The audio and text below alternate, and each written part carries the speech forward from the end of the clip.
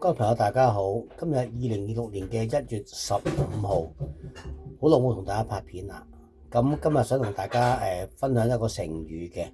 咁因為我呢幾日咧就聽到我成日睇嗰啲 YouTube 咧，喺 YouTube 上邊咧，我睇嗰幾個 YouTube 今呢幾日咧都經常都會講起嗰件事，嗰件係咩事咧？係熄燈嘅事件啦。咁啊好多我睇到嘅 channel 咧都係講緊呢一件事。講個點解佢係會熄燈啦，無端端咁啊！我話唔係想講熄燈，你知我唔講呢啲嘢㗎啦。咁由於呢件事咧，引致到我提醒起一個成語就係點解要熄燈咧？要熄燈其實即係話有啲嘢係可能唔想再講咯，或者佢自己覺得都唔想講，或者人哋想佢唔好再講啦咁樣咯。咁呢個成語咧就係我覺得係好簡單啫，一字開頭嘅一聲不吭。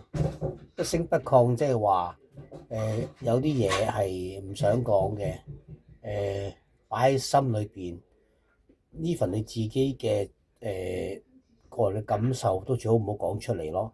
所以呢個就係叫做一聲不吭啦。多謝各位，拜拜。